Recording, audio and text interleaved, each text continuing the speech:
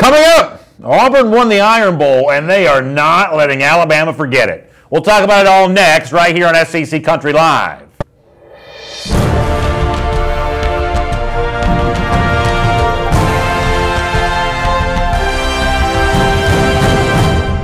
Hello, everyone. Welcome to SEC Country Live. My name is Brandon Adams, and this is the former Alabama All-American Mike Johnson, and where we're doing the show from in Atlanta, it is 80 degrees. Kind of a weird thing to get used to here in February, but you know what? I can live with that. You know, I'm a sweaty guy, so like walking in, I've been parking like at the end of the parking lot. I've noticed. Parking right next to the door. Right next to the door these days. Well, we're glad you're with us and hope you stay next to the door, inside the door for the next 60 minutes. We talk about the SEC here. We'll do it the way we always do with our first and 10, the big news happening around the SEC, and we're going to start with what I think is kind of a fun topic. You may not think it's quite as fun, but I think we'll have some fun with this. So, item number one on our SEC Country Live first and 10, Auburn and Alabama played in basketball last night. You know what?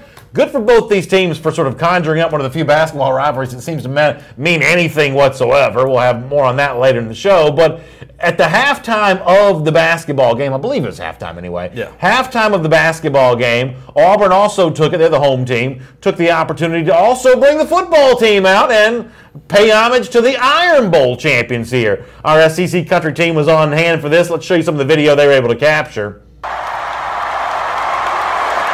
Big ovation for Malzahn, by the way. Yeah. Gotta love it. Iron Bowl trophy right there in the foreground. We'd like to do is thank the best fans in college football. Applause line from Malzahn there. Best fans in college football. He knows that the best one, huh? In college football. Mike had to get his shot in. Your SEC West champions right here. Division champion. How'd that work out in Atlanta in December, by the way? But go ahead. We're real excited. Now, the last thing we need to do is do the same thing we did in the Iron Bowl and help lead Bruce's guys in the second half to victory.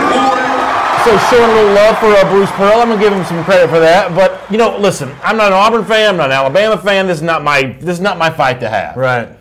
Anything, though, that turns the heat up on a rivalry in general, I'm sort of in favor of it. So, do you have a trophy for the Iron Bowl? I've never heard Alabama talk about the Iron Bowl trophy before. Yeah, well, listen, it was a big. We talked about it a lot when I was in school. I mean, we had lost 6 in a row, so we're still getting that. So there was a trophy even back then. Yeah, because I've never heard of an Iron Bowl trophy. I've heard of the Iron Bowl, not the Iron Bowl trophy. Yeah, it's an Iron Bowl trophy, but that's one of the weird things about the Iron Bowl rivalry is you don't like go, you don't run off to the field and grab the trophy and hoist it at the end of the game. It's done at the basketball game the following spring. So this is something they've been doing for a long time. You know what? I'm all for it. Good for Auburn. Good for Malzahn. Kind of turning it up a little bit there. I would love to be able to come on here and hate on all this going on, but I'm putting myself back in those shoes back in 2008. I think it was the first time we won when I was in college. And I'm telling you right now, it was a huge deal to be able to step out on that basketball court. And I think the student government, if I'm not mistaken, the student government president from the other school has to come out and sing the fight song.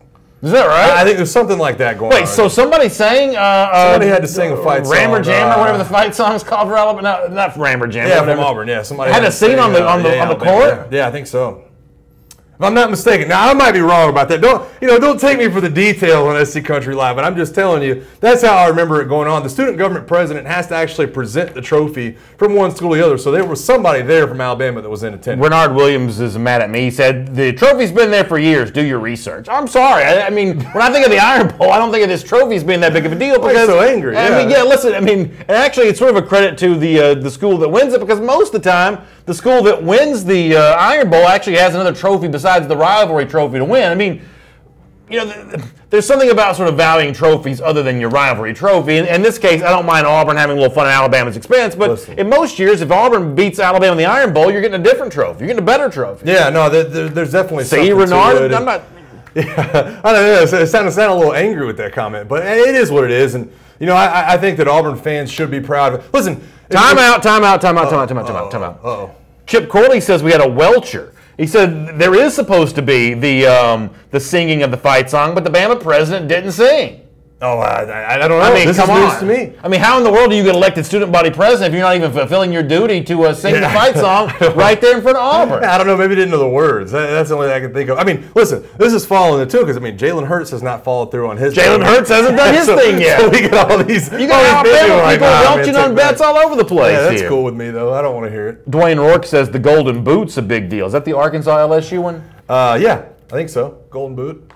Rick Martin says Auburn stole UGA's fight song. All of a sudden now we're sort of selling all these all kinds of these grievances. Diedrich Frazier's a Georgia fan, says we need a Georgia-Florida border cup thing. Now Diedrich going to get these people stirred up because apparently there's also a Okefenokee Ore. Do you know what the Okefenokee Swamp is? You never heard of the Okefenokee Swamp? No. There's a swamp in Georgia. It sort of touches the Florida border. It's called the Okefenokee Swamp. Supposedly, Georgia and Florida play for the Okefenokee Ore. All right. When I tell you that I've been going to Georgia-Florida games my whole life, I have never seen that. Yeah. I mean, that's kind of how a lot of people in Alabama feel when we talk about the Iron Bowl trophy. That was my point until somebody starts shouting at me. It's just not something it's at the game. And listen, I played at Alabama, and the first 3 years I was there when I redshirted in freshman and sophomore, we didn't win, so I didn't even really know there was a trophy until all of a sudden, we win in 2008, and they're like, hey, by the way, you got to show up at the basketball game. You got to come get the trophy. I'm like, what trophy? I didn't even know there was a trophy. Like, we haven't had it in a while. They get an SEC West trophy? Yeah. Joe Stagg says, he must be an Alabama fan, he says, Auburn's proud of it. They don't get to show it off too often. I mean, listen, I'm not going to hate on them for that either. There is something, too. I mean, as you said, 100% for you when you won it, 2008 was your first Iron Bowl win?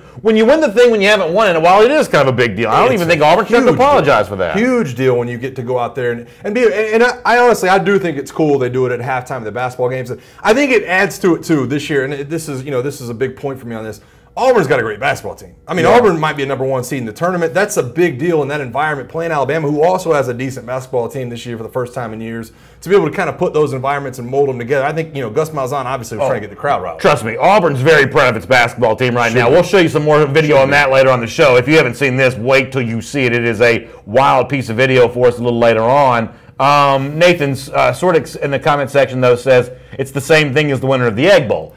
Everybody knows there's an Egg Bowl trophy because the Egg Bowl trophy is what sort of led to the Egg Bowl. I mean, they wouldn't call it the Egg Bowl if it wasn't for the fact that football sort of looks like an egg. So, I mean, pretty much everybody knows there's an Egg Bowl trophy, right? Yeah, I mean, you look around the country at all the other huge rivalries. I mean, there's like Paul Bunyan's axe, and there's cannons that are huge trophies between I think like UNLV and Nevada and stuff like that. So the trophies do go around. I just think that the interesting part of this one is, hey, let's wait till 2 months later and then we'll hand that trophy over. Bo Molinari says the loser of the Texas A&M game used to play to send the winner to the chicken ranch in LaGrange. Here's how dumb I am. I'm not even sure if that's a joke. Yeah, I'm not either. I'm not either. If that's a joke, I don't even know that I get that. McCarver Jerry says that Alabama could show them the national championship trophy, something they don't get to see very often either. Well, yeah, I mean, there's definitely. I'm not trying to go. See, if y'all get me to go down that road right now, then I'm going to sound like I'm salty. Then I'm going to sound like But it's okay to be salty. But that's the whole point of it. I mean, they should be proud of that trophy. So I'm not gonna pull the whole rank thing and be like, well, Bama's got a bigger one. Rob Harper says Bama's always going to remind the War Chickens who won the ultimate gold trophy again, roll tide roll. But that's the whole point of the whole thing. It is to sort of fan the flames of the rivalry because you could have given the thing out against Ole Miss, but you wait until the Iron Bowl game to do it right there. Listen, I mean, I'm not trying to give away a later topic, but we're going to fan the flames again when Bruce Pearl comes. Oh, yeah, it's going to be fun stuff later on. Let me take care of some business before we get there here, though, on SEC Country Live. Kind of a cool letter, and this is the subject of item number 2 on our SEC Country Live First and 10. Kind of a cool letter to Georgia fans from former Georgia running back Sony Michel at the Players Tribune. Y'all know the Players Tribune, maybe. It's a website where athletes sort of write first-person stories without being quoted by a reporter. This is their own thoughts in their own words. And Michel wrote something kind of interesting to Georgia fans in terms of how he hopes they view the season for Georgia that almost ended in a national championship. Let me show you the quote here from Michel, who says, "I really hope everyone out there understands how badly we wanted to bring that championship home for Dog Nation. I know it still stings for all of us, but I hope that we gave you all enough amazing memories throughout the season that you can forgive us for not getting it done on that night in Atlanta and winning a national championship." I mean, I got to tell you, there is something about that for me as a Georgia fan. I mean, it moves me. It almost hurts my feelings to think that Michel feels like he has to apologize because Georgia came close and didn't win the national championship. You think Georgia has anything to apologize for here? Well, absolutely not. I think it's like a gesture. You know what I mean? It's a gesture like, hey, it's not that he's ashamed of the season, but he wants Georgia fans to know how much he wanted to get that trophy. And listen, there's been, we read Minka Fitzpatrick's letter from Player Tribune last week, and obviously, it has a little bit different tilt to it, but there has been guys that get in those circumstances and want so bad. I was a part of a team like that, in that 08 team that I played on, there was so many guys that you were like, man, I can't believe their college career is going to end without getting a ring. And I guarantee you're going to look back on Sony Michel as one of those guys in a couple of years. Georgia will win something, we'll win a national title at some point, or Kirby Smart in a few years, and you'll look back and say, man, I really wish Nick Chubb and Sony Michel had a ring on their finger. Completely, but and that's a thing for sure. But for me, though, I'm going to look at whatever national championship Georgia does win, assuming that it happens in the next few years, and say, I don't think Georgia gets there in just pick a year, 2020, 2021, 2018, whenever. I don't think Georgia gets there then if it's not for the work that these guys did now. I mean, you had to lay that foundation. You were a part of that in 2008 Alabama. You actually got a chance to hold the trophy up in 2009. It sort of stinks that these guys don't. I won't deny that. But you know what? They did pass the baton to this next generation. It's now the job of those next players to go out and run with it. But I don't think wherever Georgia's going, I don't think you get there without these guys this year. You don't, and that's kind of perspective I'm bringing up. Is Sony Michel? They haven't had their work kind of been seen in fruition yet. I mean, yes, the SEC championship, and I know those guys had their hearts set higher, and obviously going out and getting the Rose Bowl win was a big thing, but he hasn't been able to see that hard work pay off in a national title yet. So I think that's the reason you write the letter. That's the reason you say I apologize, because Georgia right now hasn't gotten to that level. And they, I think everybody expects they will. So when that does happen, you will look back on Sony Michel and Nick Chubb and say, I mean, here's the thing I'm going to say as a fan. And a guy that was lucky enough to go to the Notre Dame game in September. I was at the Rose Bowl in January. Even sat there on the sidelines and watched Tua throw that touchdown pass right in front of me in Atlanta on that Monday night in January. Still the greatest memories as a sports fan I've ever had. And I'm talking about the whole season. And if I had to know it, like the Garth Brooks song. Even if I knew how it ended, I'm not changing a thing about it, because you had a chance to kind of go through the whole ride here. And even if you don't root for Georgia, you sort of know what that feels like to say, you know what, Sony Michel, you don't owe me any apology. I wouldn't have gotten to go to Pasadena, California and spend, when it was 2 degrees in Atlanta in January, I'm out there in the sunshine in California watching the Rose Bowl. I don't get that as a fan of that Sony Michel. He owes me no apology whatsoever. Yeah, and there is that, kind of building back to the top when, when you are on that road, I think it means a little bit more too, because, good Lord knows, I'm so thankful for what Alabama has done under Nick Saban, but there is a little bit where you, not numb to it, but it wears off a little bit as you transition and win a couple. But you're right. You don't change anything that happens, ups or downs. It's important to be able to feel those emotions. One more thing on Sony, and even if you're not a Georgia fan, I think that sometimes the things we wonder, if you were a player, you have maybe no context for understanding this. But for those of us who've been fans our whole life, we wonder, do players even care? Do they notice the passion of the fans who show up, the people who cheer, the people who invest their life? I mean, think about the people who watch SEC Country Live every single day, the people who love SEC football. Do the coaches and players pay any attention to the fact that so many of us, care so much about this subject? Well, when it comes to Sony Michel at Georgia, he apparently notices, when he thinks about his memories at Georgia, as he explained to me on my show, Dog Nation Daily, earlier this week, that his greatest memory of his time at Georgia was the connection he had with Georgia fans. Take a listen to this. Just overall, it's mind-blowing just to think how special Dog Nation fans are. And now that I'm an alumni and I'm a part of that now, I can say that I'm a fan now. I can watch Georgia football. But, I mean, just as a player and, knowing going into games that we're going to have the maximum support possible from Dog Nation was the best experience. Whether we was traveling to the West Coast or staying in the East Coast, no matter where we went, Dog Nation was there. Whether it was an open practice or a G-Day game, it was packed out. Dog Nation was there full effect supporting us, and I don't think there's no place in the country like that that's consistent like Dog Nation. Like I said, I don't care who you root for. It's kind of cool to think that, LSU fan, Alabama fan, Florida fan, Auburn fan, everything in between, the players are feeding off the noise they're hearing from the crowd. And we always say the SEC itself says it just means more in the SEC. It's kind of nice to know that the players and the coaches that are a part of this sort of feel the same way about it. I can't tell you how big of a deal that is. We used to have the Walk of Champions and the Dog Walk or whatever it's called down there. Every school seems to have something along those lines. And you go and there's different personalities amongst the fan bases. There's different personalities amongst the tailgates and everything else is going on around it. But it is important for players. I don't want to get it wrong. It is extremely important for players to be able to look at those fans and see the love given back. So a minute ago I said pick a year when Georgia's going to win the national championship, and I'm just making a hypothetical point. Greg Steele says, pick a year. Okay, I'll pick one. How about 1980? It's like, how many times do we have to remind Georgia fans of how long it's been since they won a national championship? Thanks, Greg. I really appreciate on what is a beautiful day here in the state of Georgia, where we do this show from every day, for you to have to rub that salt in the wound. I guess much like it's Auburn's job to show that Iron Bowl trophy to Alabama, like we said to start the show, maybe it's Greg Steele, the Florida fans' job, just to remind us every day. You know what? 1980 was kind of a long time ago. You're not going to ruin my good mood today, though, Greg Steele. I got to give Tyler Mann a shout out too, because he told me to Google the Notre Dame USC rivalry trophy. Do you know what this is? Have you ever seen this thing? It's called a jeweled shillelagh. I don't even know what that is. I didn't even know they had a rivalry trophy. I don't know what that is, but he just said Google it, so I Googled it. Boy, that's something else. I'm not even sure we're allowed to put this thing on camera. Sure, you may have to Google that when you're set to figure out what's going on there. That goes in the category of rivalry trophies I never knew existed right there. Yeah, that's I looked over his shoulder to see that. That's really something. The trophy that USC and Notre Dame plays for. That's pretty interesting there. Pretty interesting. All right, nonetheless, let's move on. We'll get more of your comments here, by the way. They're kind of coming in on a bunch of different subjects. A lot of y'all still talking about the Iron Bowl thing, so we'll kind of get back to that coming up. So we'll do that coming up here on SEC Country Live. For now, though, let me do item number 3 here on our SEC Country Live first and 10 list. So Tennessee makes an official hire here.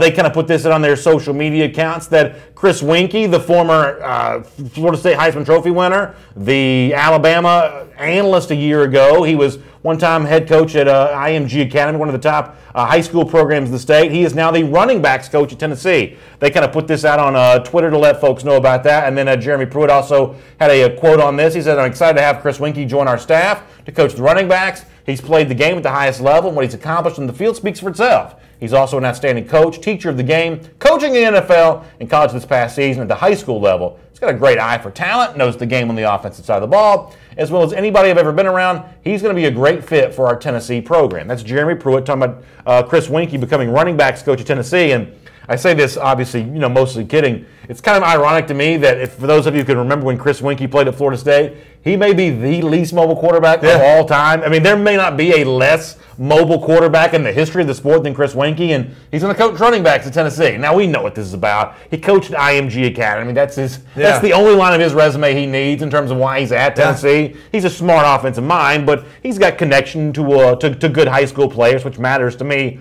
a lot. But not exactly a great running back, coaching running backs at Tennessee. I thought you were going to go such a different direction, because if I'm not mistaken, now my memory, obviously, this is a long time ago, this is 20 years ago, but when Tennessee won the national championship, it was against Florida State and Chris Winkie's team.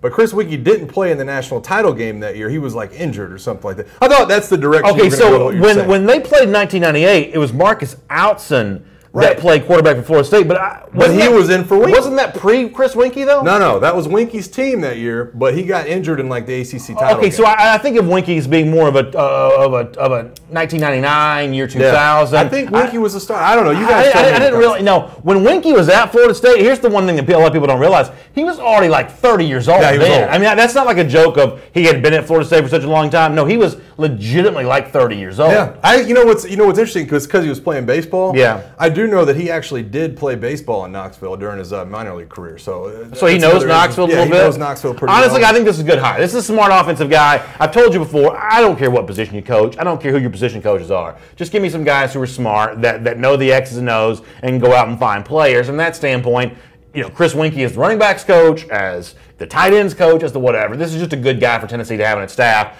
This is a thumbs up hire for me. Here's what I'm surprised you're not more concerned about, is that Chris Winkie has never recruited.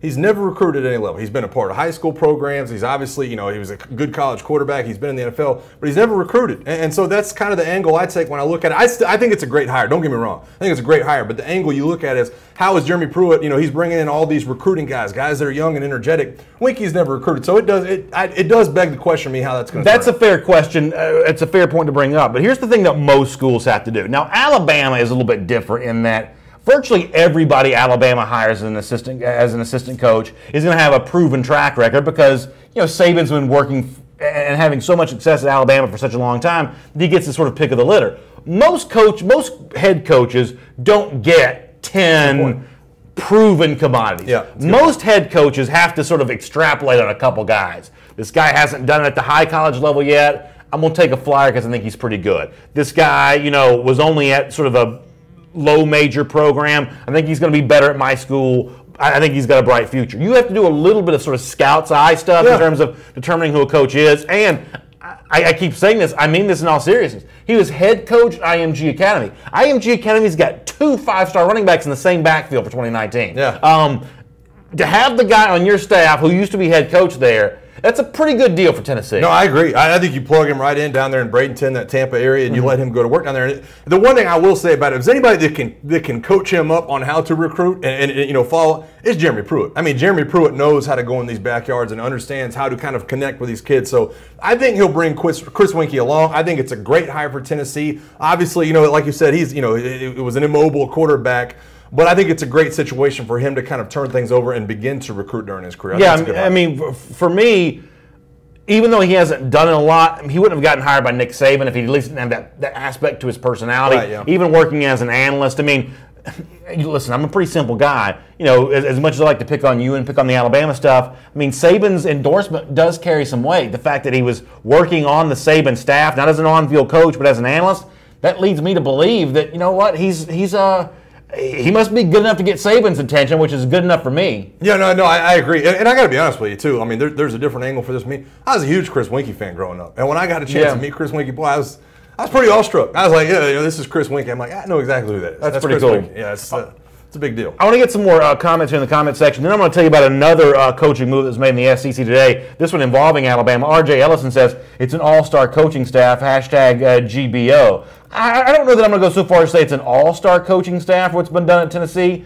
But for the most part, I like what Pruitt's doing here. I think bringing over Helton to kind of run with the offense is probably a pretty good move. I mean, I think Kevin Sherrer is respected at Georgia. I mean, I don't know that I'd go so far as to say it's an all-star staff for Tennessee, but it's good hire. I think it was a very calculated staff. You know what I mean? Like, I think that Jeremy Pruitt was like, we need this person, and they bring this to us, and they bring that to us. I don't think there was any like buddy or Jeremy Pruitt looking at it going, well, I'm friends with that guy, I'm friends with that guy. I think it was a very calculated, very maneuverable first staff for Jeremy Pruitt and says, we've got to get talent in here, we've got to find recruiters. Bo Molinari says, Tennessee better do better than 4 wins with all the praise y'all give them. I don't know that we're giving them praise. We're saying it's a good hire. That's the Tennessee fans. Are we not even allowed to say it's a good hire for Chris Winkie? That's a pretty good hire right there. I agree.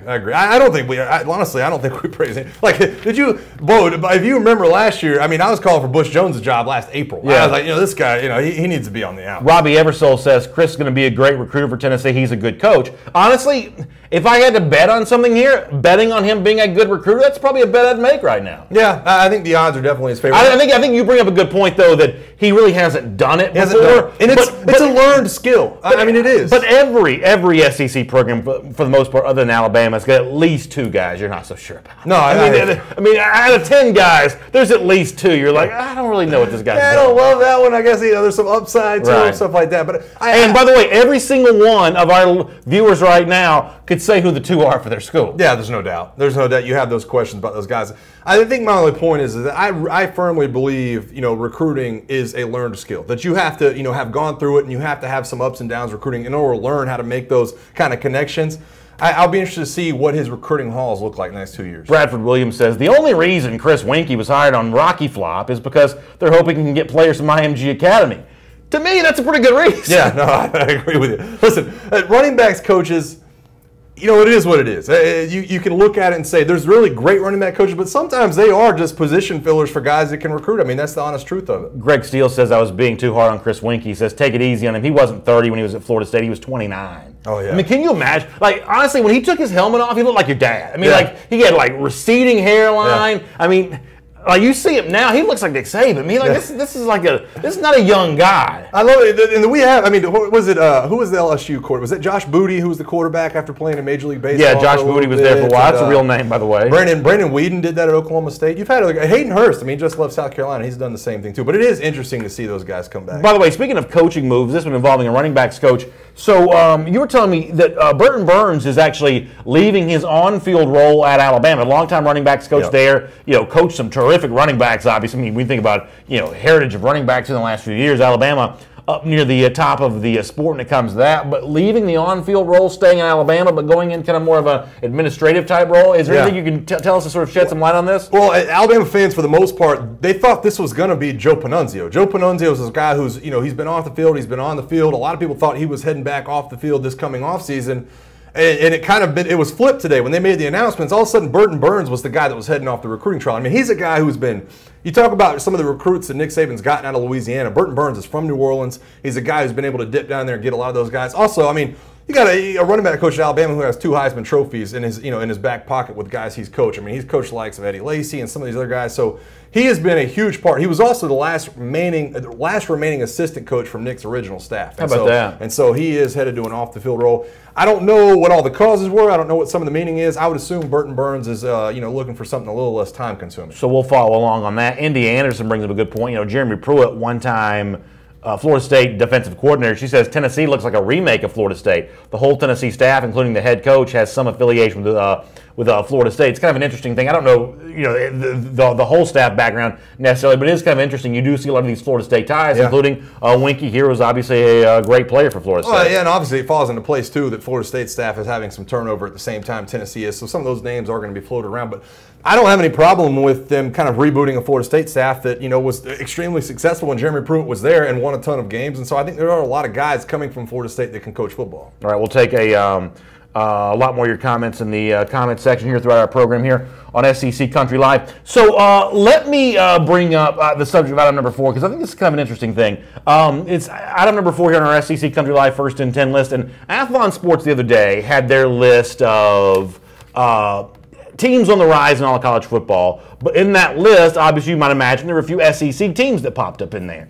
And I wanted to talk to you about this for a moment because my point here on this is if you're going to take this phrase literally, on the rise, that means that you have to be better in 2018 than you were in 2017, which in some cases is not quite as easy to do. Let me start with one of the teams. By the way, let me show you here who Athlon Sports from the SEC, Stephen Lassen, the writer. Here is who Lassen thinks from the SEC could be on the rise. Mississippi State, South Carolina, and Texas A&M. So let me start with South Carolina here for a moment because here's the point that I want to bring up. And this came up on Monday in SEC Country Live when you weren't here. This team actually won 9 games in 2017, right? So if they're on the rise for 2018, that means you technically need to find a 10th somewhere. Yeah. Do you think that South Carolina could rise from 9 in 2017 to at least 10 in 2018? I mean, what's the likelihood that South Carolina is a 10-win team? They've got to win. They've got to win the games they're supposed to win. I think that's where you start at. I mean, look at some of their away games. Look at their schedule right now. They're at Vanderbilt, at Kentucky, at Ole Miss. They've got to win those games. I think the one at Clemson is going to be obviously the one that you're going to judge yourself on. That's, to me, where you start looking at getting the 10th win. And they're still a big underdog versus Clemson. I mean, let's not kid ourselves. No, I agree. I mean, they're going to be a big underdog versus Clemson. They're going to be a big underdog versus Georgia, obviously. So you have to find another win out there somewhere. If you're assuming that they're going to struggle in those 2 games, you have to go out there and find it. Here's what I will say about the team, though. They are structured right now to be able to do it. When you look at the linebacking core, when you look at the receiving core they've got back, the running backs, obviously Jake Bentley at quarterback. I think they've got 3 returning offensive linemen.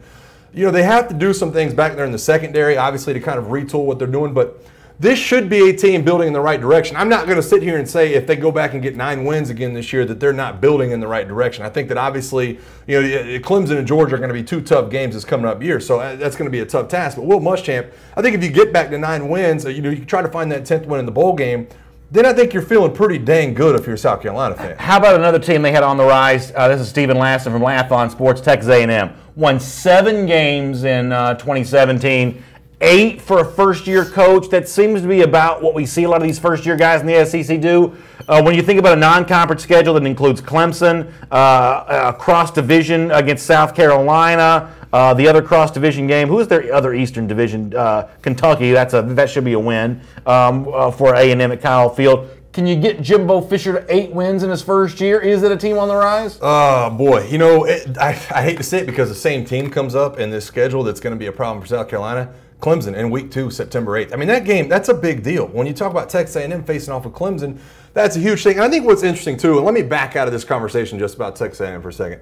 Look at this list, and I think with 3 teams from the SEC, I think there's 3 different reasons these teams are all on the rise. I think that you look at overall talent at Mississippi State. You don't know what Joe Moorhead is just yet, but you look at the talent coming back and like 18 returning starters, and you say, boy, they've got to be on the rise. I think it's just Jimbo Fisher when you look at Texas A&M. Boy, really they've got some talent there, but Jimbo Fisher's sent them the next level. And I think when you look at South Carolina, it's all about the quarterback position. Jake Bentley, obviously going into year number 3, you feel like he can start to get them there. So there's different reasons, there's different win totals, and there's different schedules, but I point to some of these different things to say, you know what? These teams could all be heading in the right direction and still not pan out as good next year as you think. Yeah, it's the same thing about Mississippi State, who was at 9 last year, right? I mean, it's the same kind of bold proclamation. Like nine regular season wins, or 9 wins total for Mississippi State. That's a pretty good season. To me, there's a huge line you cross when you go from like 9 to like double-digit wins. That's just a very different kind of thing. And a lot of our Mississippi State viewers who are fans of the Bulldogs, they're going to say it's supposed to happen. You got Nick Fitzgerald coming back. You got a lot of pretty nice prospects on that defense side of the ball. But it's still a first-year coach in Joe Moorhead. It's still the SEC West, which is maybe not as deep as it was back in, like, say, 2014 or so, but still no easy win on that SEC West schedule, other than Arkansas, maybe if you're Mississippi State. You're going to give me 10 wins for Mississippi State in 2018? Boy, that's a tough task. I mean, that's a tough task. Here's what I will say that's different about Mississippi State. There's no Clemson hanging around on that schedule. They're playing Ole Miss, a team in Ole Miss. You really don't know what you're going to get next year.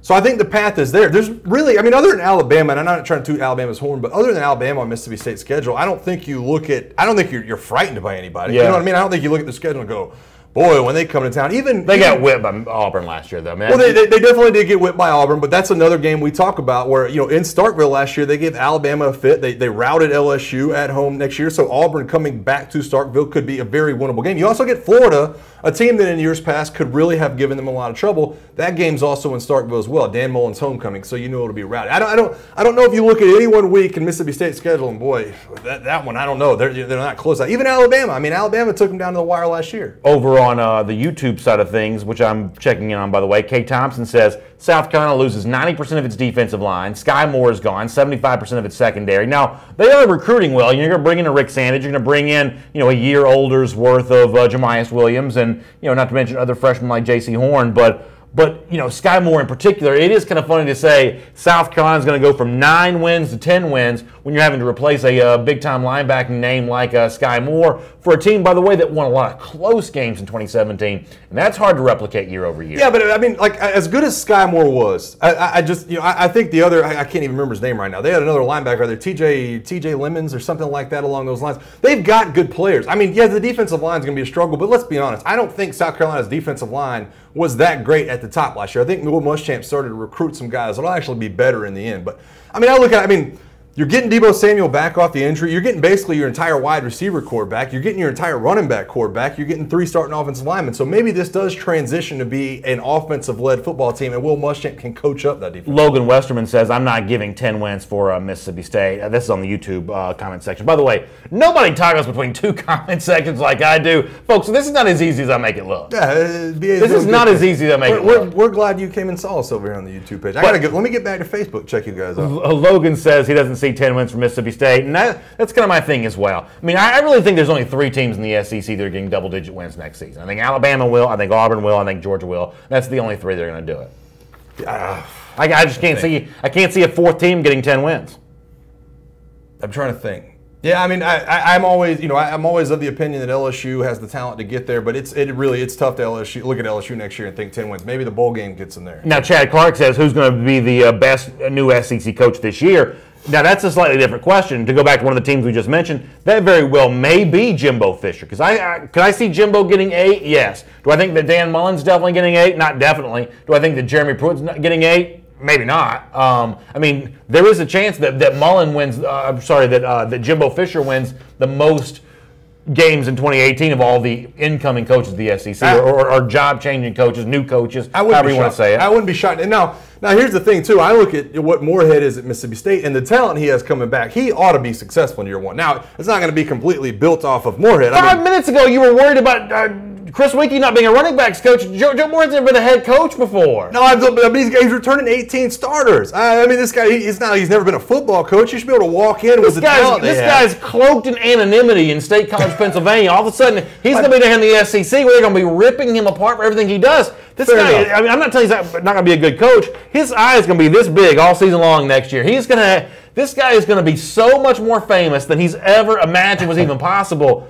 I mean, for all these guys, there is a little bit of, let's see how he handles that. But here's my point, though. I mean, you talk about 2 first-time head coaches. I'd rather have what Moorhead has right now than what Jeremy Pruitt's dealing with at Tennessee. I mean, he's got the players. You know, we don't know what we're getting in the head coach, but he's at least got the players at Mississippi State. Jeremy Pruitt right now, you're not sure what's really going on with, you really don't know what the output's going to be. Now, I will say, though, before we change topics, I think by the end of the year next year, Dan Mullen will I think he'll have that crown on his head after 2018. First-year coaches, I think he has the best year. All right, there you go. I don't know wins, losses. We're going to obviously estimate that, but I think Dan Mullen's at the top of that. Mike Bethel says South Carolina's going to the SEC championship this year. That'd be a heck of a story. Well, listen, here's what I will say about South Carolina's schedule. What does Georgia play then? Week 2? Week 3? Yeah, week 2. It's back early again. Potential buzzsaw game. I think. Yeah, listen, South Carolina loves that game earlier in the year. I mean, I think it's a good tradition for those two teams to play early in the season. I do too. Georgia doesn't have to do a whole lot to get ready for that game. They have Austin Peay week 1, so it's not like South Carolina's going to sneak up on Georgia. Yeah. That's really the only game of consequence Georgia plays in September. No, I'm telling you, I look at that. It's at South Carolina if I'm not mistaken.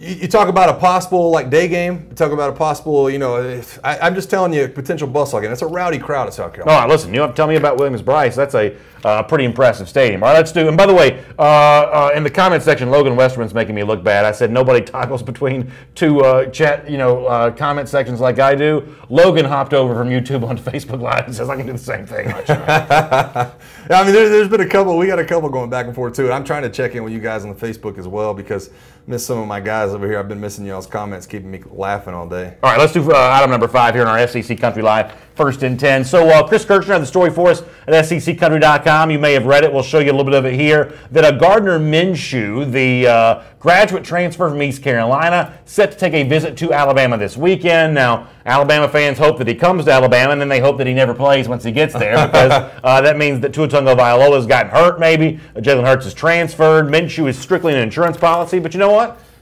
Nobody wants insurance, but you need insurance. Yeah. So from that standpoint, he seems to want to go to Alabama.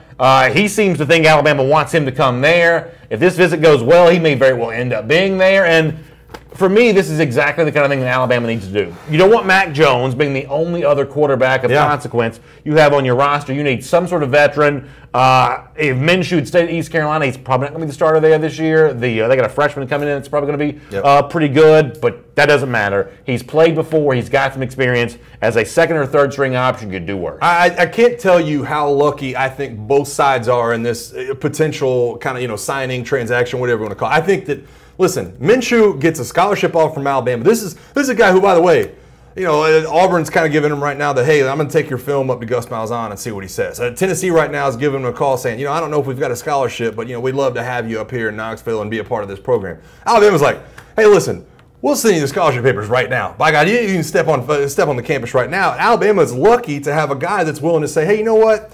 I don't know if I have any NFL aspirations. I really would love to be a coach. I think Alabama's a good kind of landing spot to be able to prepare for a situation like that. So it could not be a more perfect marriage. I think, listen, I'd rather have Minshew as the third string next year than some freshman signee they could have got this year. James Penn says some more depth is always good at Alabama, and that's true. But I think the point I'm trying to make here, too, is some more depth is always good everywhere. I think one of the most underrated... especially quarterback. Yeah, I think one of the most underrated conversations that happens this time of year, and frankly, it's one of the big reasons why we do SEC Country Live every single day, is because this is the time of year when a lot of transfers take place. And really, sort of post-spring, you'll even have more of this kind of stuff going on.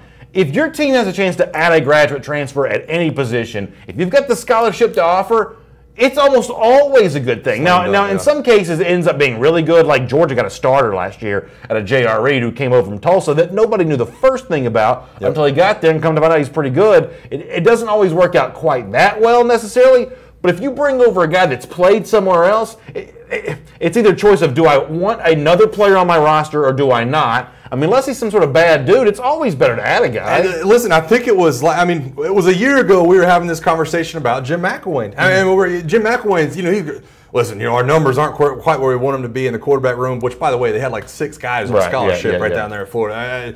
But he brings in Malik Zaire, and he does add to that depth. Now, Malik Zaire didn't end up being that good for Florida, but when you look around at the backup quarterbacks in the SEC last year, over the last few years, it's a big deal. I mean, think about Tua, think about Jake Fromm. Think about what you wish you had one of those guys on the bench down there in Florida. Even Garantano, midway through the year, comes in and starts playing for Tennessee. Backup quarterbacks are a bigger deal now than they ever have been, and they're harder to find. So can I give you a hot take here? Oh, yes. Love it. So to go back to the Gardner Minshew topic and how this might impact Jalen Hurts, I'm going to give you two opinions. The one is a little bit easier. The one's maybe a little bit more difficult, but I believe I'm going to be right on both of these. After spring, Saban's not naming a starter at quarterback. We know that for a fact. Yep. But he's going to hint that Jalen Hurts is the leader. I wouldn't be shocked at all. And then I'm going to take it a step further than that. Jalen Hurts starts the first game of the 2018 season. No. Jalen Hurts starts the first game. You think Saban's going to let Jalen Hurts transfer? Yeah. Yeah, I don't know. You might be right. I mean, I could definitely see it happen. Now, they don't. He's going to start the first game, and once he's like locked in, he's gonna play Saban's going to go back and play Tua Tagovailoa again. It would not be the most shocking thing I've ever seen. If all of that falls into place, I don't think I'd fall out of my chair and say, boy, I can't believe that happened. You were about to hear, Alabama probably starts around March 15th, something along those lines. You were about to hear one coach publicly rip a player for 2 straight weeks, for a straight month. It's going to be all the things that Nick Saban doesn't like about Tua Tagovailoa. He's got to do this. He's got to do that. Y'all ready to anoint Tua based on one half? Oh, yeah. Poor Tua Tagovailoa is about to be hammered in the public eye by Nick Saban. You act like Justin Fields is not going to undergo the exact same thing. When are we going to see Justin Fields? Boy, he's moving around. I don't know. Obviously mentally, his game's got to come a long way. We need to see him in the film room more, that kind of thing. I wouldn't be shocked at all. Rick Martin, by the way, going back to the transfer thing, says Georgia got Maurice Smith from Alabama. He was a graduate transfer. JRE was a transfer, had to sit out a year. That's right, Rick. JR did have to sit out for a year, but Maurice Smith came over from Alabama as a graduate transfer. He won Georgia's Defensive MVP award. He was a captain. He's like a permanent captain for the team. That's one of the. That's one of the best grad transfer works out we've seen in quite some time. And listen, we've talked about quarterbacks too. I mean, look at the guys LSU's really been successful with in the last 10 years. Zach Mettenberger was a transfer. Obviously Danny Etling's the guy that came in. So it's got to happen, and you've got to get those guys and build that depth at a position. It's just hard to do through freshmen. You mentioned Justin Fields a moment ago. We're going to talk about him coming up in just a moment here on SEC Country Live. For now, though, let's do item number 6 here on our SEC Country Live First and 10 list, and take a look at kind of an interesting list from CBSSports.com. Barton Simmons was the writer on this, looking at the top assistant coaching hires so far during the 2018 offseason. And at the top of this list is the Texas A&M defensive coordinator, Mike Elko, who moves over from Notre Dame, ahead of John Chavis, who makes the list as the Arkansas defensive coordinator number 4. A couple of the Alabama hires, Josh Gaddis at wide receiver, Craig Kulagowski, the defensive line coach. But on the top of the list here, most important hire, Mike Elko going to Texas A&M. Is the Elko hire as big of a deal and potentially as beneficial for the Aggies as Barton Simmons at 24/7 Sports and CBS Sports seems to be suggesting that it is? Boy, financially they seem to think so, don't they? I mean, when you talk about coordinator hires, I think that this kind of got molded into the. We didn't talk about it a ton because, we had so much coaching turnover and everybody was still kind of shocked that, Dave Aranda, $2.5 million and everything that's going on. But, you see the ranking. You see it come out at number 1. And you start looking a little bit harder at what Mike Elko did, obviously, at Notre Dame. So you feel a lot better about what's going on.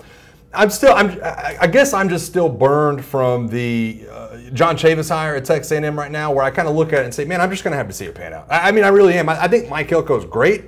And I think that obviously what he did, in that year at Notre Dame, turning things around, and they go 10-3 last year. But I'm so curious as to what good defense looks like at Texas A&M, because since they've been in the SEC, we just haven't seen a ton of it. And it's been a struggle for them in an uphill battle. If he is able to turn it around, boy, you want to talk about the praise headed his direction. Bo Molinari, who is an A&M fan, says, look what he accomplished at Wake Forest and Notre Dame. Yeah, he's had a nice track record here. I sort of agree with you, though. And I think sometimes people think I'm just sort of trying to stir things up when I say this. But the honest truth is, I do think there is something in the water in Texas that's not great for the SEC, in that Texas high school football, I believe, is overrated because they value offense more than defense. Yeah. If you've got a good athlete in Texas, they put them on the offensive side of the ball. The 11 best athletes on the field are all playing offense, and the next 11 are the ones that are playing defense for the most part. And you see that show up in the Big 12, where the offenses are almost always good, the defenses are almost always suspect. And Texas A&M has sort of fit that Big 12 profile for the most part in the SEC. I mean, go look at John Chavis before he came to Texas A&M. He had been great at LSU and had a lot of success at Tennessee. But at A&M, it was never the same for him there. Is that because the game somehow passed him by suddenly? Or is it because something about having an offensive-minded head coach like Kevin Sumlin was just not a good marriage for a defensive coordinator who wants to be about nuts and bolts defense? Yeah, boy, I got bad news for John Chavis. That's what he's hit, and now he's under Chad Morris sitting here at number 4, and they'll says, "Boy, he's got a long year ahead of him." Yeah, he's got a long year ahead. Oh yeah, of him. listen, Chavis's career's over. I mean, he should have never hitched his wagon to Chad Morris. Chad Morris had a job 24. That's so brutal. His career's not over. His career's not over. Chad Morris is going to be out of a job 24 months from now, and John Chavis is going to be a failure 2 consecutive jobs. I mean, well, that's more of a hot take than the Saban and Jalen thing. I mean, that's. Oh, I'll be right about that. I mean, I'm absolutely going to be right about that. But the difference, though, at Texas A&M now is, while Jimbo Fisher may be a former offensive coordinator, this is also a former Saban assistant. They're going to value defense a lot more than Kevin Sumlin ever did. I don't think Sumlin's a bad coach necessarily, but they didn't value defense. Jimbo Fisher's not going to be that way. I think that Mike Elko's got a much better chance of being successful than John Chavis ever did. No, I also, here's one way I look at it too, is the way you structure practices, I think, has a lot to do with how it really turns out on the defensive side of the ball. I mean, let's be honest. When I was at Alabama and Nick Saban was there, the defensive drills, everything was focused on the defense during the drills. Your offense, your back was always against the wall. Everything was about the defense and how the defense was performing. And you mentioned Jimbo kind of being under that Saban thing. I would have to think that Jimbo obviously values it more than Kevin Sumlin ever did. Yeah. That's what I give it to Mike Elko and say, you know what? You have a better opportunity to be successful than John Chavis did. But I still, when you're ranking number 1 on the list, I have a hard time looking at it and saying, man, number 1 on the list of all assistant coaching hires in the country right now, I'm going to have to see the defense actually pan out with what they're doing. Garrett Greiger, and I hope I'm pronouncing that name correctly, Garrett on the YouTube side of things said, yeah, basically everybody in Texas plays the spread. And it really is true. That's a high school state dominated by spread offense, and there's nothing wrong with the spread. I mean, there are a lot of teams, in the Georgia, Florida, Alabama that are playing that thing too. But that's not where national championships are born out of. If your fourth pass catcher on offense is a receiver instead of a tight end, odds are you're not winning the national championship. Yeah, no, I agree with you. It's just one of those things, and I hate to be skeptical of it because obviously you have CBS Sports that's ranking them as number 1, but I just keep going back to what I'm saying. I'm going to have to see it pan out for Texas A&M to have some kind of dominant defense to where I look back on this offseason and say, boy, that hire back in 2018, that was the one. By the way, did you notice who was number 9 on this list? Matt Canada at Maryland. Yeah, our buddy Michael, one of our producers, his alma mater, getting Matt Canada. How the mighty have fallen from being like the guy that last year around this time where we were talking about the guy who invented football, and that was only the 9th best. I think he's only the 9th best assistant to be hired this year. Yeah, I think it is funny too. And LSU fans would like this list they looked at. It's like, it starts out, Canada's about to be at his 7th school in 9 years. It's not a good look. Yeah, listen, I mean, honestly, you were on that way before I was. I still sort of blame Orgeron for the divorce there at LSU, but you're right. This guy has bounced around a lot. And these are not all vertical leaps. Yeah, and he inherits several options at quarterback due to an injury-riddled 2017. Boy, that sounds like it's going to be fun. That sounds great. Yeah, that'd be a great situation. That sounds great for Maryland. Speaking of quarterbacks, let's do item number 7 here on our SEC Country Live First and 10 list. You talked about Justin Fields before. Let's talk about him right now and what another publication has said about him. I think this is kind of an interesting prediction, although this is exactly what I think is going to happen for Fields this season. Here's what we quoted him earlier. Let's quote him again. Stephen Lasson from Athlon Sports has said about Justin Fields that he says unseating Jake Fromm isn't going to be easy, but even if Fields doesn't win the starting job, he's likely to have a role in the offense in 2018, and kind of goes on to sort of describe why the stats for Justin Fields that a lot of people around the South are already very familiar with. But it's the prediction there off the top that I think is the most interesting here. Fromm, unseating him is not going to be easy. I think it may very well be impossible. I think that Fromm is too good to lose the starting job at Georgia. But I conversely think that Justin Fields is probably too good not to play. And I think that Stephen Lasson there at Athlon does a pretty good job of explaining why that is. Do you agree on both sides of this? Fields will play, Fromm will remain the starter? Yes, I do. I 100% do. And obviously, you look at the depth chart at quarterback right now at Georgia, and you think, okay, at some point, he's not going to redshirt. You know that. I mean, he's not going to redshirt. He's going to be the backup quarterback next year, barring some kind of unforeseen, craziness that happens in that backfield. So I look at it and say, listen, you start off with Austin Peay. But you have Justin Fields in there by the middle of the second quarter. I mean, you just have to. You start off with some of these games early in the season that you can get those reps. Why not go ahead and start immersing the guy? I mean, it's the same situation to an extent that Alabama was facing last year where, listen, I just don't believe that Justin Fields is going to sit the next 3 years behind Jake Fromm. I just don't. So at some point, he's going to have to find a role. Why not make it sooner than later? Cliff Nelson never misses an opportunity. He's an LSU fan, as many of you all know, in our comment section on Facebook. He says, Justin Fields sees his first action when LSU knocks Fromm out of the game in the second quarter. He's already headhunting on my quarterback. Yeah, listen, man. We were sleeping on LSU getting 10 wins early. I know that Cliff did not like that comment about LSU not getting to 10 wins next year. So maybe I deserve that, man. man. But for me, Fields is just going to have to play. I think we're entering kind of a new territory in college football now, where a lot of these teams are going to stockpile guys. Alabama stockpiled quarterbacks the last couple of years. Georgia's stockpiling quarterbacks right now. This thing where you look to the past to say, well, the Fields-Fromm relationship is going to look like quarterback situations of the past. That's not the era we live in anymore. No, it's not. It's really not. I just think it's a different situation than what Alabama went through last year, because I think Fields has that ability to really be that dual threat option where you can come in with that change up on the 3rd and 2, 3rd and 3, 3rd and medium plays and have the defense really guessing. Is he going to run it? Is he going to throw it? How far can he throw it? How good is that going to be? That brings me to my point that it's got to be an option. He's got to have a role. I don't know, to what extent. I don't expect him to be the starter, but he's going to have a role, and you're going to come. Those defensive coordinators, when he runs on the field, boy, you want to talk about some eyes being locked on him. Yeah, Vince Blank, slightly disagreeing, says that Fromm's going to look to transfer next year. I don't think that's the case. I don't think Fields is looking to transfer. I think there's room for both these guys at Georgia. I think there's a way to make this work. On the field side of things, one of the reasons why he's so engaged in this conversation and maybe playing some at Georgia right now, well, as Kirby Smart explained back in December on the first National Signing Day, that there's really one word that leaps to mind right away when you think about Justin Fields. Exciting. I think everybody knows what he's been able to do. I've seen a lot of quarterbacks in my time. I thought the best evaluation of quarterbacks is when they go out to the Elite 11, they go to the opening, and I know it's T-shirt and shorts, but you're around some real alpha dogs when you're out there. And he was one of the alpha dogs of the alpha dogs. He took over the opening. He won a lot of games. He made throws, and he did it all while keeping a calm, cool presence that is kind of unmatched. He's never real high, he's never real low. He's really exciting. He can win the game with his feet, but he can win the game with his arm, and he's not afraid of competition. He's been very adamant that he wants to come in here and compete. He knows we're going to give him an opportunity to do that.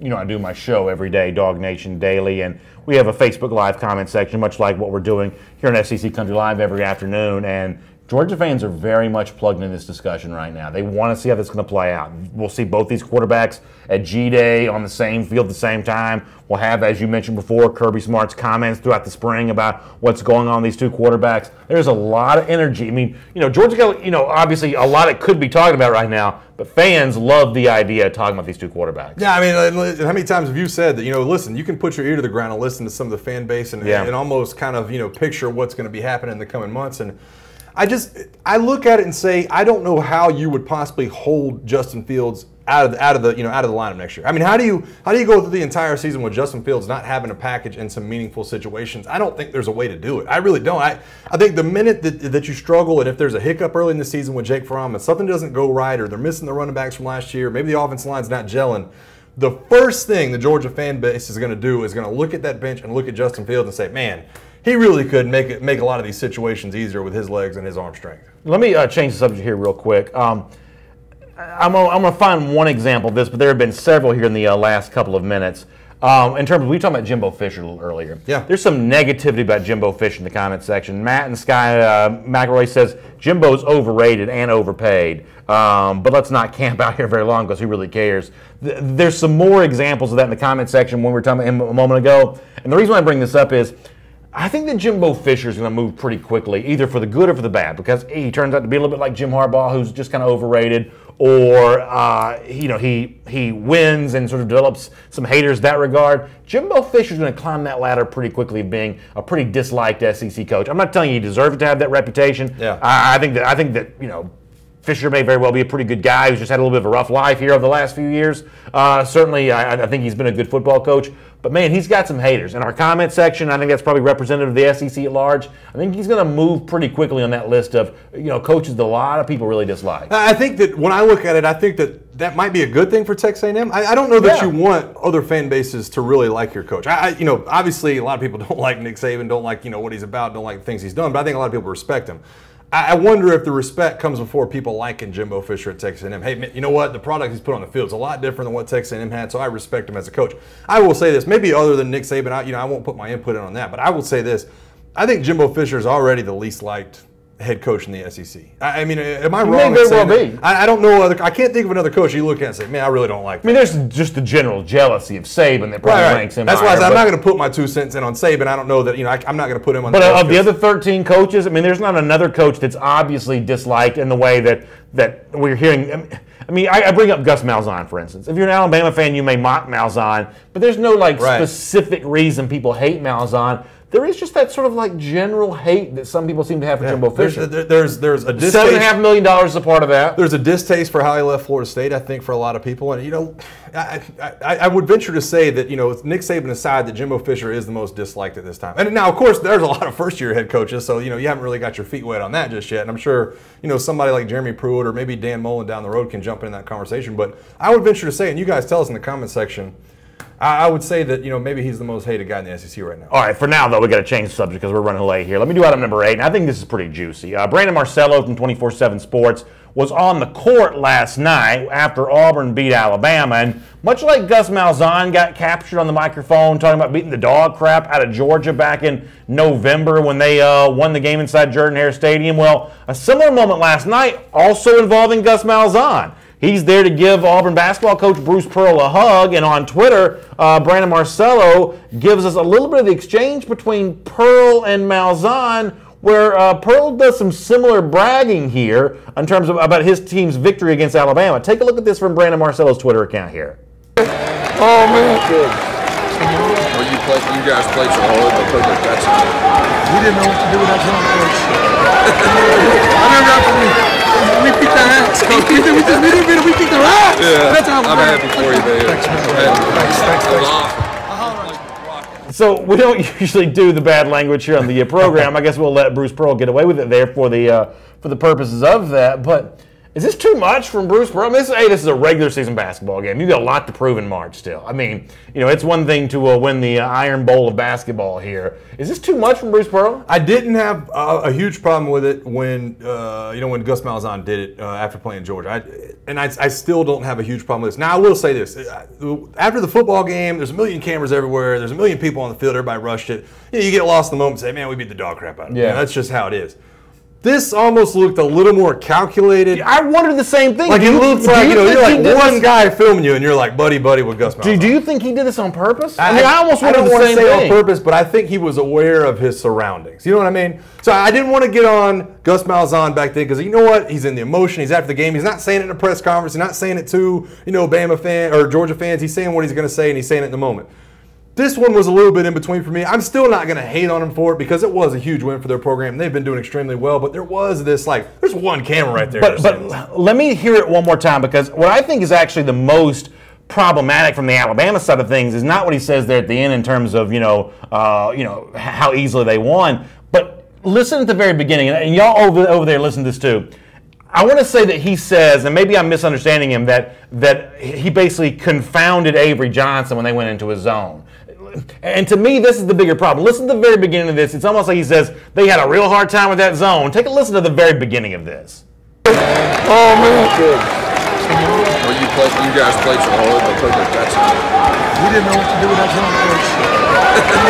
I remember after we beat their ass. We beat their ass. Is that what he says at the beginning? It's almost like he's bragging, pictured and caught on the camera of saying, I did something as a coach that Avery Johnson couldn't answer for. Yeah. And that's what made me almost think it may be intentional in that this is inside these sort of inner workings of Alabama basketball politics. He's saying Avery Johnson's not a real coach. Yeah. No, I agree with you. I mean, I definitely agree with you that there was a little bit of him understanding what exactly was going on in his surroundings, and I think that there was a point to be hammered home. I don't blame him for it. I mean, listen, you won the game. You won without one of your best players last night.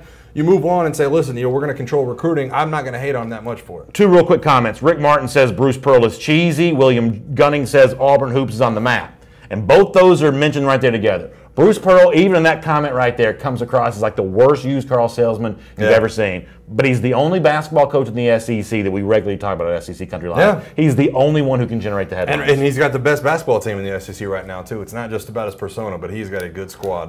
All right, speaking of Auburn, we'll do them item number 10 here in a moment on SEC Country Live. Before that, though, item number 9 here. What are you laughing about? Kate Thompson chimes in and says, Bruce Pearl may be going to jail. Yeah, so let's wait and see how this goes before it's all said and done. Yeah, that's good stuff. Item number 9 on our SEC Country Live First and 10 list. So Ed Orgeron and his family buy sort of a short-term temporary home there in Baton Rouge. They live, I guess, somewhere else that's not exactly in Baton Rouge. They wanted to be a little closer to LSU campus while they're building another home.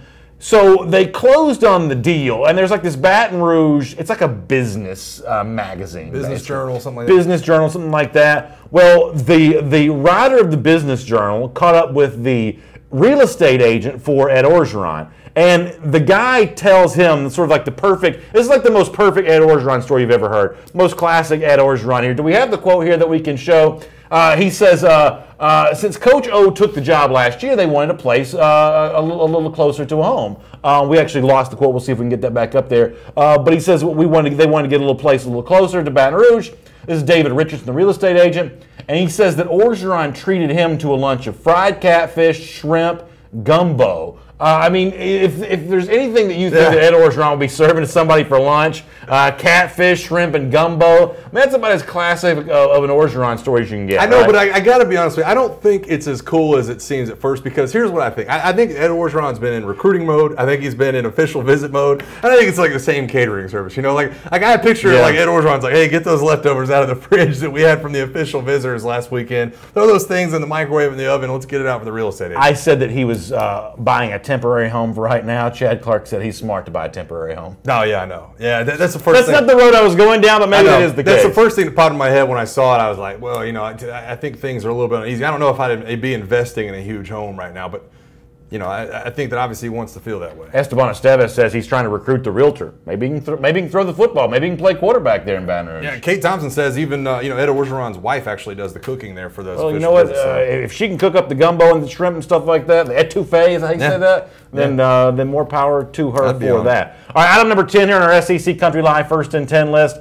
Back to Auburn here for a moment. A little bit different kind of story here. The Auburn baseball, was it Plainsman Park, I believe? Yeah, I think it is. It's going to be a little different here in 2018. Going to be allowed to serve some alcohol. One of the city councilmen there, Ron Anders, via AL.com, will get this quote. He says he talked to the applicant this afternoon, that is Auburn, and he says, I think it's important for everybody to know that we're not going to have people going up and down the aisles yelling for ice cold beer. This is going to be, I don't know why that's funny to me. He says this is going to be a very controlled environment. Down the right field line that you have to enter if you want something to drink. You have to drink it in this controlled area. You cannot carry it to the stage. This is sort of like my kids with a popsicle. They're sort of only allowed to have it in like one tiny portion of the house. He says they're going to certainly be checking for IDs, and it's only a small section for the ticket holders that are going to be at the baseball game. I mean, honestly, why is this even such a big deal in 2018? I mean, do you have a problem with Auburn selling baseball? I mean, Auburn baseball selling alcohol? I don't have a problem. Jealous, I think, is in it. I don't have a problem with it at all. I think that there are certain sections of Alabama you can do this. I think it's some of the SEC stadiums you can actually tailgate in the outfield and drink beer and bring your own beer. But for them to have like your premium tickets, and I'm guessing they're right behind home plate, boy, I'm all about that. I got to tell you. I mean, there is nothing better to me than I would have loved to gone to a game in college and sit there and drink beer. I mean, it's not like people are going to go to the Auburn baseball game and get hammered. This is a college town. There are bars everywhere. You know what I'm saying? I mean, I think there's definitely people that would go to get hammered. Listen, 21-year-old student sitting there, man, like Sunday fun day on a Sunday. They're going to try to go to the extent that they can. I got news for you. For the 21-year-old Sunday Fun Day guy, this beer at this Auburn baseball game is not going to be priced to go. I would say it's going to be more like a pre-gaming atmosphere, but I definitely don't think they're going to cap it at like 2. There's going to be guys. There's going to be people that. But my point is, the councilman's all worried about this turning into some sort of wild party. If you want to go to a wild party, you just go to one of the bars downtown. No, I agree. I mean, what do you do? You was the War Eagle Supper Club? I believe that's closed now. Cut it off in like a 7th inning or like a 7th inning stretch and call it a day. So I like it. Well, speaking of calling it a day, Mike Patrick, the former ESPN broadcaster, has apparently called it a day, or someone's called it a day for him. That's the subject of our Champion of Life. You know, we're always looking to close the show the same way. And with Patrick stepping down from his role as ESPN play-by-play broadcaster, I thought it was kind of appropriate today to bring up a game that you played in, by the way. Yeah. One of the strangest moments for any broadcaster's career. Now, This has been a long time ago now. So for like a lot of the younger people who work on our show, who are watching our show, you may not quite understand this, but circa 2007 in September, it was really strange in the world of Britney Spears. She was doing some weird stuff. She sort of shaved her head. Things were going on, and apropos of nothing, in the middle of a football game, Patrick decides to bring this up. And I got to tell you too, this is not, but it's not like it's happening like that week. I think it had happened like that summer. It happened like a month or two before, so it wasn't even like really headline news anymore. But he just brings this up out of nowhere. So in honor of Patrick leaving ESPN, here's this. I have an important question. What is Britney doing with her life? Who? Britney.